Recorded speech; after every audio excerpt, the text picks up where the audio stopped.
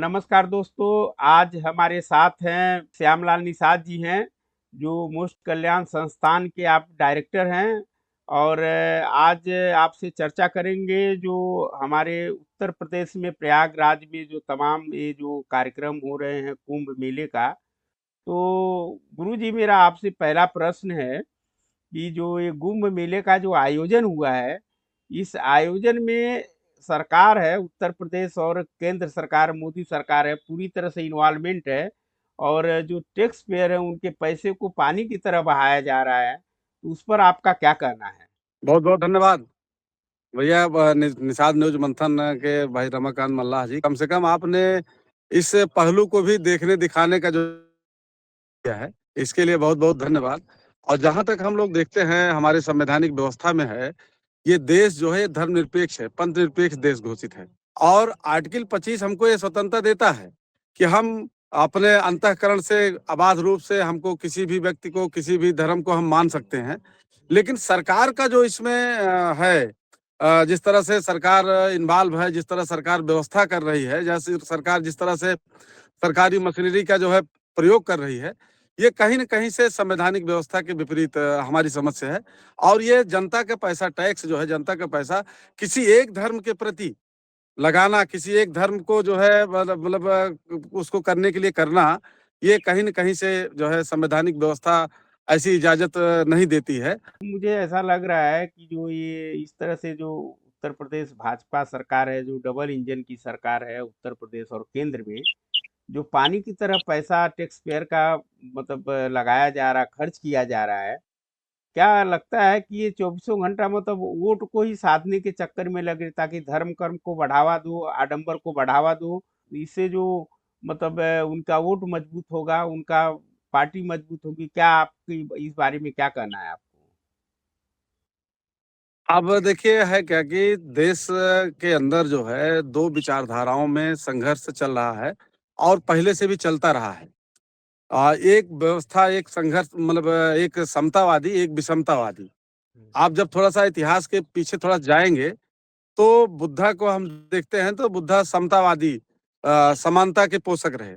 और जो ब्राह्मणवादी व्यवस्था है, जो ब्राह्मणवादी साहित्य है, वो जो है विषमता के पोषक रहे हैं।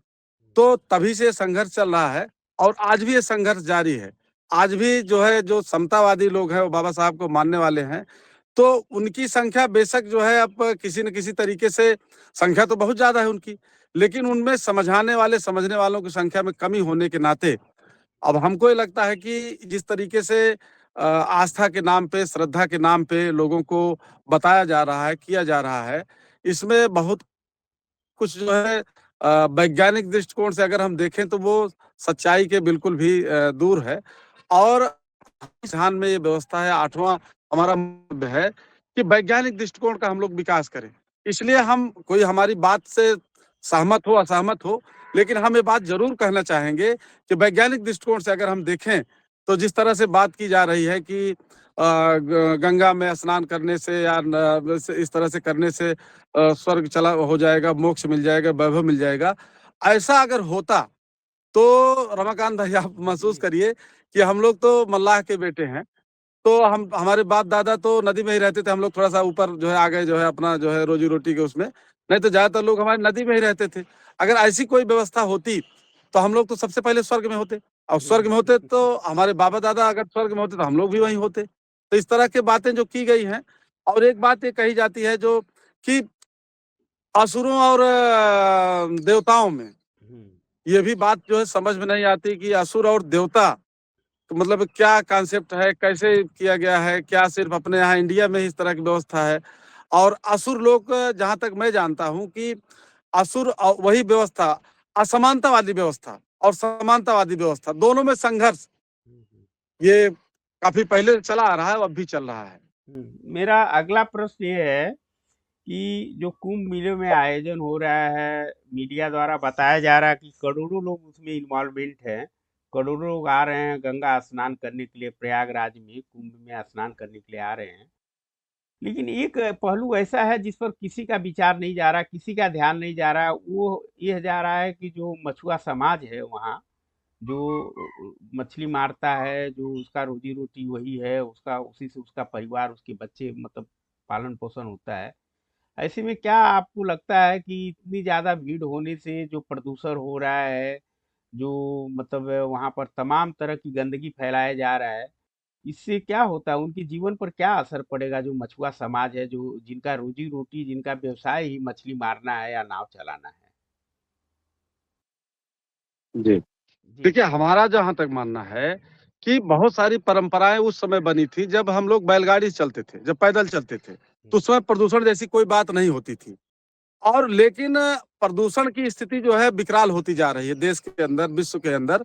लेकिन हम उसी परंपरा पे जो है चल रहे हैं, जो जिस समय आज हम जो है तमाम है वो कर रहे हैं, तमाम रसायनों का प्रयोग कर रहे हैं।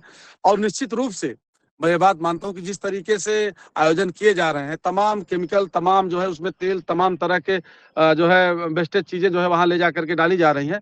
तो उसका असर जो है मछलियों पे पड़ेगा। उसका असर जो उससे दैनिक जीवन में जो मछुआ, खास करके मछुआ समुदाय नदियों के किनारे दैनिक जीवन में उसका नहाना धोना, बर्तन धुलना, ज्यादातर अभी नदियों में ही जो है रहते हैं लोग जो है। और मछलियां तो वो कहीं न कहीं से बहुत लंबे दूर तक जो है आप कह सकते हैं कि बनारस का जो है आप बिहार तक जो है इसका प्रभाव जो है काफी लंबे समय तक रहेगा। और वो सबसे बड़ा जो है दुष्परिणाम उसका जो है मछुआ समुदाय को भोगना पड़ेगा। जी। जी, अच्छा, एक चीज़ और देखने में आया है कि आजकल जो पर्यटन जा रहे हैं, जो श्रद्धालु जा रहे हैं संगम स्नान करने के लिए, उनको मनोरंजन के तौर पर वहाँ घुमाया जा रहा है, नदियों में उनका फेरी किया जा रहा है, उनको मनोरंजन। तो वहाँ पर मैं देखने में ये आ रहा है कि नाव जो होती हैं, जो पारंपरिक वहाँ जो मछुआ मल्लाह नाव चलाते थे, उसकी जगह पर क्रूज आ गया है, और मुझे लगता है ये क्रूज किसी व्यवसायी का है, न कि किसी मल्लाह का है। तो ये कितना प्रभाव डालता है उनके जीवन में, और इससे मछुआ समाज का जो दशा है और दिशा है वो किस तरह का मतलब प्रभावित होता है? बिल्कुल, बहुत सही सवाल किया आपने। इसका जो है शिकायत हमको जो है अयोध्या से भी मिली।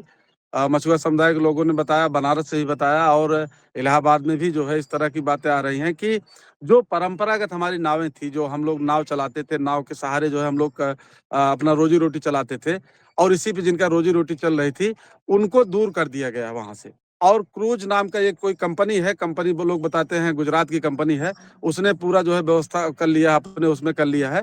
और जो मल्लाह जो इसमें लगे हुए थे, जिनकी रोज़ी-रोटी थी, उनको दूर भगा दिया गया है वहाँ से। और हर जगह इस तरह से आपके अयोध्या में भी किया जा रहा है और बनारस में भी किया गया है। जब खास आयोजन होता है, तो क्रूज़ के माध्यम से काम किया जाता है, मनोरंजन किया जाता है और वहाँ से जो है मछुआरों को, मल्लाहों को वहाँ से दूर भगा दिया जाता है। और इस पे हम लोगों को जो है अभी सोचने इस पे विचार करने की ज़रूरत है। अभी तो वहाँ हम जा नहीं सकते चूँकि बहुत फ़ोर्स लगी हुई है, लेकिन इस पे हम जो जिस तरह से जिस हमारे मछुआ समुदाय के साथ जिस तरह से किया जा रहा है, उनकी रोज़ी-रोटी जो है छीना जा रहा है, उस पे भी हम लोग जो है गंभीरता से विचार कर रहे हैं। आगे इस पे जो है हम आंदोलन करने के लिए भी प्रयास करेंगे। इस पे हम अपने मछुआ समुदाय के लोगों से मिल करके इस पे जो है हम बड़ा आंदोलन करने की जो है हम लोग तैयारी करेंगे। अच्छा, आपने जो क्रूज वाली बात हुई है, और वहाँ पर मैं देखा हूँ काफ़ी फोर्स डिप्लॉय है वहाँ पर, तो जो सरकार उसमें पूरी तरह से जो अपनी मशीनरी का उपयोग कर रही है, जो अपनी तो ये तो मतलब सरकारी आयोजन होना चाहिए, कि या ये जो हमारे धार्मिक संस्थाएं हैं उनका आयोजन होना चाहिए? क्या सरकार का जो इसमें मतलब इस तरह से इन्वॉल्वमेंट क्या संविधान के नजरिए से ठीक है कि नहीं है ये? नहीं, बिल्कुल ये जो है अगर हम संवैधानिक दृष्टि देखें, तो पहली बात तो असमानता की बात वहाँ है। तमाम लोगों को महिमा मंडन किया जा रहा है कि ये इतना ये महान है, तो वैसे हैं, तो वैसे हैं। जबकि हम देखते हैं भारत के संविधान को हम देखते हैं, अनुच्छेद 13 में ये बात कही गई है कि कोई भी ऐसी परंपरा रूढ़ जो है जिसमें जो असमानता पे आधारित हो, वो जो है खत्म हो की जानी चाहिए और शून्य हो जानी चाहिए, उसको शून्य घोषित कर दिया गया है संविधान में। और कोई भी ऐसी परंपरा रूढ़ नहीं बनाई जाए, नियम कानून नहीं बनाया जाना चाहिए जिससे किसी को उच्चता और किसी को निम्नता प्रदर्शित किया जाए। हम्म। और हम थोड़ा-सा और जाते हैं आर्टिकल 18 में संविधान के देखते हैं, तो सभी उपाधियों का, सभी इस तरह की जो लोग हैं उनको जो है रद्द घोषित कर दिया गया है। लेकिन फिर भी इस तरह से किया जा रहा है और सरकार का इसमें इन्वॉल्व होना, ये बिल्कुल जो है हम कह सकते हैं कि धर्मनिरपेक्ष जो संवैधानिक व्यवस्था हमारी है, हम्म। उसके विपरीत है ये। और ये ऐसा धार्मिक आयोजनों में भाई हमारे यहाँ सिर्फ एक ही धर्म तो नहीं है, हुँ, हमारे यहाँ इस्लाम भी है, ईसाई भी है, बौद्ध भी है, जैन भी है, तमाम धर्म है जो उसको नहीं मानते हैं। हुँ, जैसे आप समझिए कि तमाम ऐसे धर्म हैं जो ये नहीं मानते कि गंगा में नहाने में या नदी में नहाने से कोई स्वर्ग चला जाएगा। हुँ, तो हुँ, एक बहुत मजेदार बात हम आपसे या एक तार्किक बात हम आपसे ये कहना चाहेंगे आपके चैनल के माध्यम से कि कोई जिंदा व्यक्ति, हुँ, ये धर्म ग्रंथों में ही लिखा गया है, हर जगह ये बात है कि कोई जिंदा व्यक्ति जो है स्वर्ग नहीं जा सकता और मरा हुआ व्यक्ति बता नहीं सकता बता कि स्वर्ग गया कि नरक गया। हुँ, तो हुँ, इसको निर्धारित करने वाले कौन लोग हैं कि कौन स्वर्ग जाएगा, कौन नरक जाएगा या क्या करने से स्वर्ग जाएँगे, क्या करने से नरक जाएँगे? हुँ, जब ये कोई बताने वाला ही नहीं है हुँ, हुँ, कि कौन स्वर्ग जा सकता है, कौन नरक गया, कौन स्वर्ग गया। हुँ, हुँ, भाई जिंदा जा नहीं सकता, मरा हुआ कोई बता नहीं सकता अगर गया कि नरक गया। तो इसका निर्धारण करने वाले कौन लोग हैं? इसका मतलब कि कहीं न कहीं से बहुत बड़ा जो है ये हमारी समझ से धार्मिक घोटाला आप कह सकते हैं कि हुँ, धर्म के नाम पे इस तरह से लोगों उनकी जो गाढ़ी कमाई है हुँ, स्वर्ग के नाम पे जो है उसको मतलब उसका दुरुपयोग हो रहा है। हुँ। तो मतलब आपके बातों से ये लग रहा है कि ये कहीं न कहीं आडंबर और पाखंड है। क्या लगता है आपको ये एक व्यापार है या कोई धार्मिक प्रकल्प है ये? देखिए आडंबरवाद, पाखंडवाद पे हम इस तरह से बात करना जो है नहीं चूँकि जो चीज़ें वैज्ञानिक नहीं हैं, हैं? और जो चीज़ें तार्किक नहीं हैं, हुँ, उसके बाद भी धर्म में तमाम धर्मों में उसको माना जाता है हुँ, और धर्म के किसी भी धर्म के खिलाफ हमारा बोलने का या कहने का कोई राइट नहीं है कि कोई किसी की आस्था है, तो कोई मान रहा है, किसी की आस्था है, नहीं मान रहा है, तो अपना-अपना जो है लोगों का व्यक्तिगत मत है। लेकिन हाँ, एक बात हम ज़रूर कहना चाहेंगे चूँकि संवैधानिक व्यवस्था में ये बात हमारा 8वां मूल कर्तव्य है कि वैज्ञानिक दृष्टिकोण का हम विकास करें।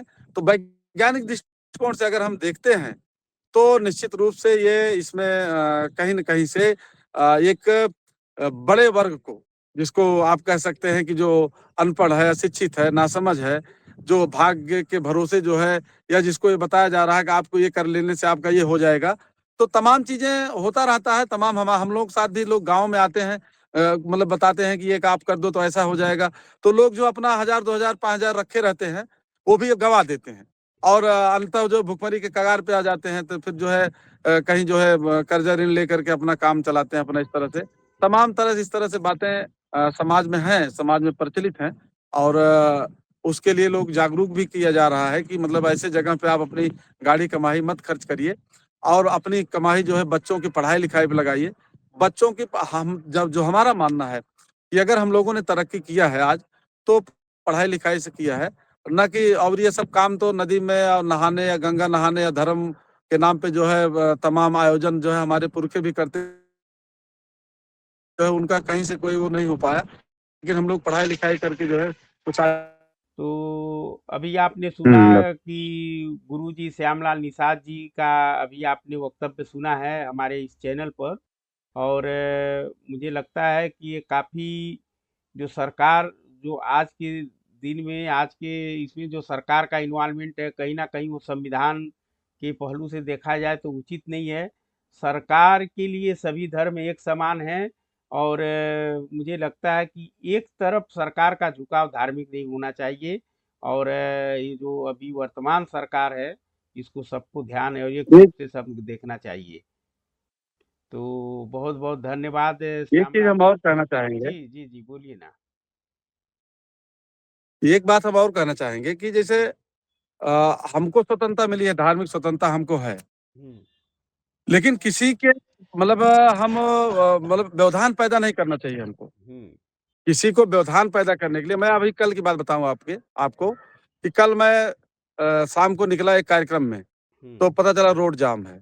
तो रोड पता हमने पूछा भाई क्यों जाम है? तो हुआ कि जो है ये मेला में जो है बहुत ज़्यादा भीड़ जा रही है इसलिए जाम है। हम्म तो कहीं न कहीं आप करिए भाई, हर व्यक्ति को अपना धर्म के अनुसार आचरण करने की स्वतंत्रता है, संविधान देता है। हम्म लेकिन किसी के ऊपर थोपा नहीं जाना चाहिए, हम्म कि थोप दिया आप नहीं चाहते हो भी आपको जो है मजबूरी में जो है आपको अपनी दुकान बंद करना पड़ेगा, आपको ये बंद करना पड़ेगा, आपको वहाँ नहीं जाना पड़ेगा, आपको वहाँ ब बैरियर लगा दिया जाएगा, आपको वहाँ रोक दिया जाएगा।